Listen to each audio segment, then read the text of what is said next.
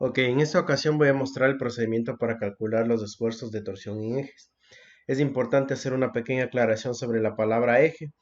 En este caso, nos vamos a tomar la libertad de llamarle eje a esta barra con distintas secciones.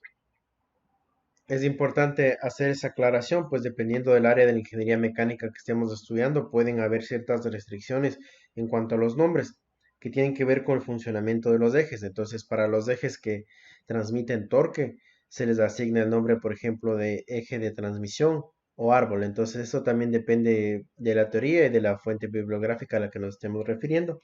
Pero para este caso, yo le voy a llamar eje a esta barra y para todo este video.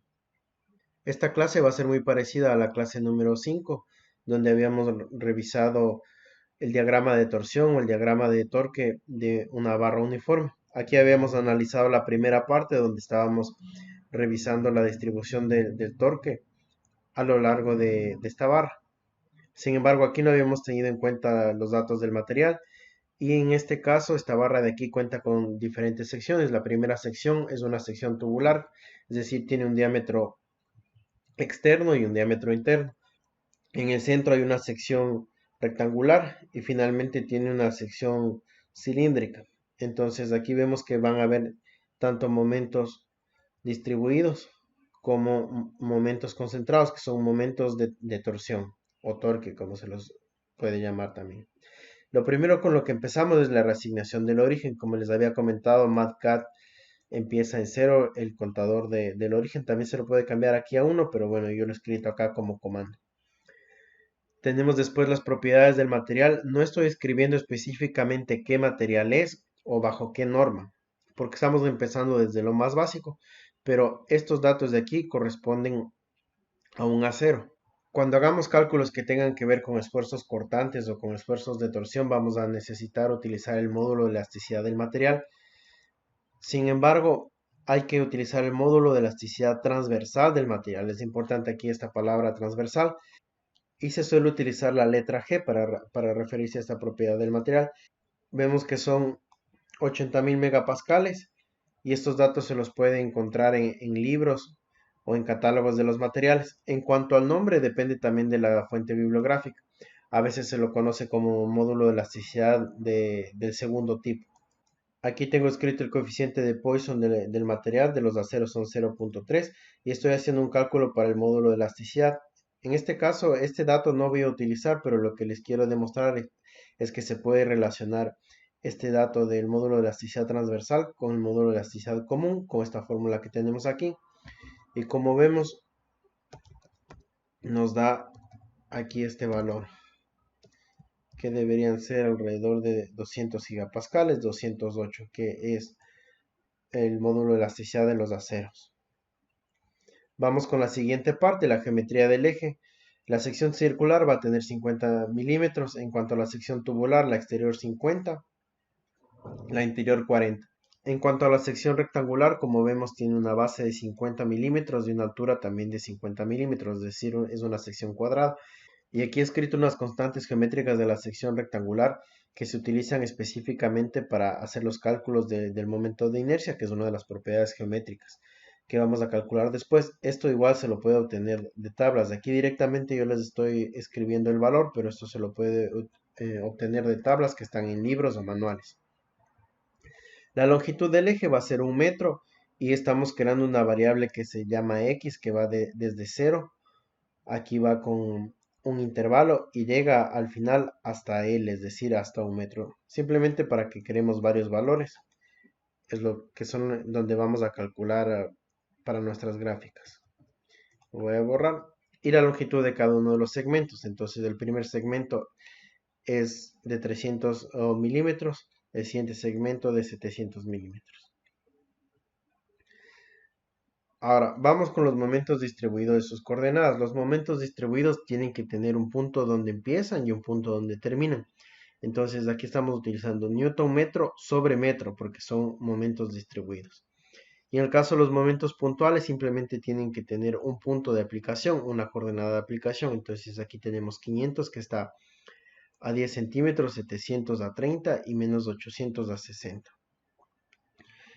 Si nos regresamos acá al gráfico inicial, Obviamente no están todos dibujados porque si no sería una gráfica muy saturada, pero los momentos, como vemos, los momentos distribuidos tienen un punto de inicio y un punto final, mientras que los momentos puntuales simplemente tienen una coordenada de aplicación. Pueden regresar a la clase número 5 para esclarecer este tema si es que tienen alguna duda. Después vamos acá ahora con la ecuación de los momentos puntuales. Igual esto ya lo había descrito en la parte de acá, entonces simplemente lo estoy reescribiendo. Los momentos puntuales multiplicados por el operador lógico. Y la ecuación de los momentos distribuidos. Es importante que para que nosotros tengamos la ecuación de la torsión de este eje, sumemos tanto los momentos puntuales como los momentos distribuidos, tal y cual habíamos hecho en la parte de acá. Igual esto pueden regresar a la parte número 5 para que se entienda de dónde viene esta gráfica. Lo que le estamos añadiendo a esta clase es utilizar las propiedades del material para calcular ya no solamente el torque, ya no solamente ver la distribución del torque, sino saber cómo este torque afecta directamente a esta barra de aquí, es decir, con estas medidas y con este material. Ok, continuando vamos a necesitar calcular el momento de inercia polar. Yo lo estoy asignando con la letra J y está dentro de un bloque de programación porque estamos calculando según cada segmento. Entonces, si es que el X es menor a la distancia del primer segmento, como era un cilindro, vamos a utilizar esta fórmula que es la que se utiliza para el momento de inercia polar para cilindros. En las fórmulas de cada una de las secciones, o al menos de las más comunes, las podemos encontrar siempre en tablas o en manuales. Entonces aquí directamente estoy utilizando la fórmula para una sección circular. Acá para la parte central estoy utilizando la fórmula para una sección rectangular y aquí estoy teniendo en cuenta el coeficiente alfa que yo lo había escrito en la parte de arriba. Y finalmente estamos utilizando acá para la parte de una sección tubular, es decir, teniendo en cuenta el diámetro externo y el diámetro interno. Ok, vamos a necesitar calcular la resistencia de la sección. Yo le he asignado la letra W y como vemos está dentro de un bloque de programación. De la misma manera, depende aquí de cada segmento y está dado por una fórmula que la podemos obtener de libros o manuales. Hay que diferenciar que la resistencia de la sección están en unidades al cubo, mientras que el momento de inercia polar están en unidades a la cuarta potencia. Ok, en cuanto al nombre de esta propiedad, yo lo he llamado aquí resistencia de la sección, pero dependiendo de la fuente bibliográfica que estemos utilizando puede adquirir diferentes nombres. Como vemos acá, por ejemplo, en este libro, a este W le llaman módulo resistente a la torsión de la sección. Y pues este libro es Resistencia de Materiales, tercera edición, y pues aquí tenemos el nombre del autor. Ok, una vez calculadas las funciones que describen cada una de estas propiedades, acá he pasado a graficarlas. Aquí tenemos el momento polar y la resistencia a la torsión de la sección. Aquí es interesante tener en cuenta que aunque el momento de inercia polar es más grande entre estas secciones, como vemos aquí sube y después acá baja. En cuanto a la resistencia a la torsión, no hay tanta diferencia, es decir, a pesar de que el momento de inercia polar es más alto, ya concretamente la resistencia a la torsión no necesariamente es igual de grande, o sea, la diferencia no es tanta. Entonces esto lo vamos a ver después en los esfuerzos.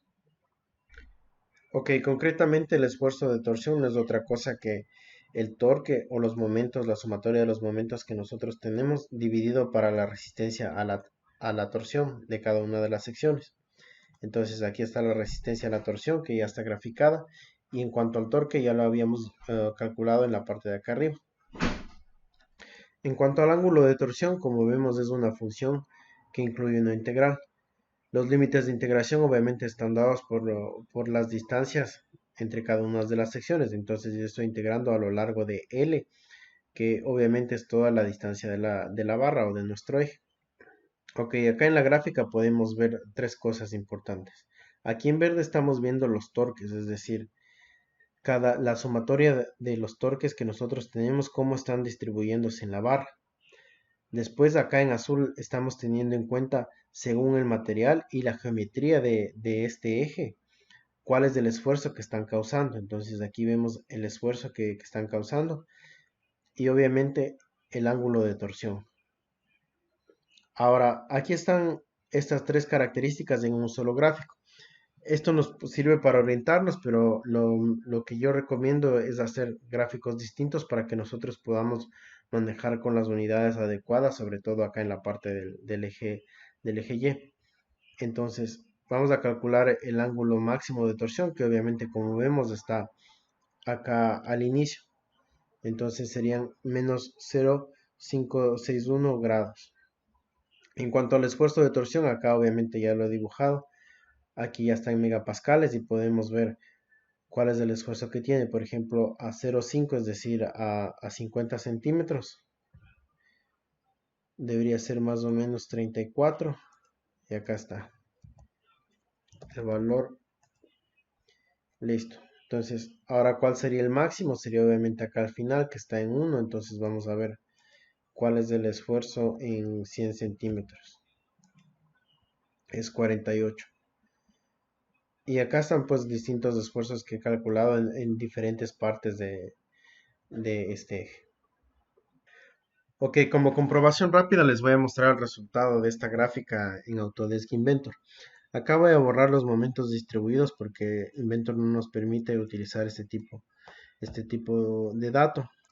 Sin embargo, como es un análisis teórico, estamos utilizando este tipo de momentos distribuidos que no siempre se pueden encontrar en la realidad o en otro tipo de ejercicios o en otro tipo de teoría. Aquí lo hemos utilizado simplemente para tener en cuenta cómo vamos a necesitar hacer las gráficas. Entonces, una vez que ya he borrado estos, voy a ver la gráfica y veo que cambia acá la gráfica. Entonces, el esfuerzo mayor estaría acá, más o menos acá 45. Vemos que está la parte con mayor esfuerzo y es de 46. Bueno, en Inventor yo previamente ya había creado este eje. Esto se lo puede crear acá en la parte de diseño. Bueno, acá el Inventor que yo tengo está instalado en ruso, pero bueno, no es problema. Igual ustedes van a tener aquí en la parte de diseño y aquí en la parte de ejes. Entonces aquí le vamos a ir dando los datos. Yo como ya lo creé, simplemente lo voy a editar para que puedan ver la gráfica. Entonces aquí estoy creando el cilindro de 50 por 30. Después estoy creando acá la sección circular. Y luego estoy creando un cilindro hueco también. Es decir, la sección tubular. Si vengo acá en la parte de cálculo, me va a pedir aquí este módulo, el módulo G. Entonces habíamos ya quedado que esto iba a ser 80.000 megapascales. En este caso estoy desactivando estas otras partes, estas otras propiedades que no voy a necesitar calcular, solo necesito las propiedades más sencillas. El módulo de elasticidad en este caso ya está escrito, no está según la fórmula, pero como no lo vamos a utilizar no es tan importante. Lo importante aquí es el módulo G. Después estoy asignando aquí los momentos. ¿Cuáles momentos? Los que tengo acá. Vamos a la parte de arriba. Y aquí están estos, los momentos puntuales, 500, 700 y menos 800. Algo que tienen que tener en cuenta aquí es que van a tener que asignar de la siguiente manera con el botón de los momentos torsores o torque. Pero es necesario que agreguen uno al inicio, es decir, aquí está este de 500 y me estaba pidiendo la distancia desde el centro. Como este empieza acá a 10 centímetros y esta distancia es 50 centímetros, entonces yo necesito que sea a menos 40 centímetros, porque aquí van a haber 10. Entonces, bueno, Inventor nos pide que ingresemos los datos así, no de izquierda a derecha, sino con relación al centro y de cuánto. Entonces aquí tiene que haber este de 500 y necesariamente tiene que haber uno de menos 500 al final. Este es el de 700 porque acá yo también ingresé otro de más 700. Entonces, es necesario que si aquí yo le pongo 500, al final le pongo menos 500. Aquí le puse 700, al final también le puse menos 700. Ahora, el de 800, aquí le puse menos 800 y al final tengo que yo agregar otro de 800 positivo. En Inventor nos pide de esta manera, puede ser un poquito confuso, pero es la manera en la que necesitamos ingresar nuestros datos. le ponemos calcular y vamos a la gráfica. Entonces, empecemos con el ángulo. Aquí nos dice que el ángulo de torsión es 0,68 grados. Vamos a ver cuál es el resultado que nos dio a nosotros. Aquí está nuestro resultado. Ángulo de torsión. Menos 0,679, es decir, menos 0,68 grados. La siguiente gráfica vamos a venir a la parte de acá, al esfuerzo según la torsión. Y aquí vemos la gráfica que tenemos. Y es la misma gráfica de acá. Como vemos, el esfuerzo máximo es de 46.154 y aquí está 46.153.8. Entonces tiene ciertas diferencias en los decimales, pero está dentro del rango adecuado. Otra parte importante es que, por ejemplo, acá Inventor nos está dando otro resultado aquí. Nosotros obviamente no tenemos ningún esfuerzo normal, entonces en cuanto a los esfuerzos de tensión o compresión no hay ninguno, es decir, cero, y acá también estamos viendo que es cero, pero acá tenemos otro sigma. Este sigma no es otra cosa que el esfuerzo equivalente. A esto pues lo podemos utilizar según esta fórmula. El esfuerzo equivalente es igual al esfuerzo de torsión multiplicado por la raíz cuadrada de 3. Entonces, como vemos acá, el esfuerzo máximo en 40 centímetros sería 79.94. Y como vemos en Inventor, 79.94, lo que quiere decir que está bien calculado. Ahora, esto como comprobación rápida y también como aclaración, el hecho de utilizar MATCAD, en este caso, pues es para reforzar las bases de resistencia de materiales. Estamos haciendo este tipo de ejercicios para aprender a utilizar poco a poco el programa con cada una de sus funciones, saber cuáles son las diferencias de cada variable, cómo se ingresan los vectores, cómo se ingresan las sumatorias, para poder llegar a este tipo de gráficas. Obviamente en Inventor esto se puede hacer mucho más rápido, pero pues la diferencia es que si nosotros nos estamos concentrando en la parte de resistencia a materiales, necesitamos dominar muy bien la teoría para entender de dónde vinieron todos estos cálculos, todas estas siete hojas de cálculo que tenemos aquí para llegar a estas gráficas, para entender qué es lo que está haciendo Inventor en el caso de que utilicemos directamente Inventor cuando ya estemos en cursos más avanzados de diseño. Entonces, un programa no reemplaza al otro, sino que están hechos para distintas cosas. Aquí lo estoy utilizando simplemente por facilidad, como una comprobación rápida, pero cada uno de los programas tiene su fuerte. Aquí estamos concentrándonos en MATCAD para resistencia de materiales, entonces estamos utilizando ciertas funciones y ciertos gráficos para poder reforzar la parte teórica a través del uso del programa. Espero que esté entendido esa parte. Si tienen alguna pregunta, me pueden escribir en la parte de comentarios.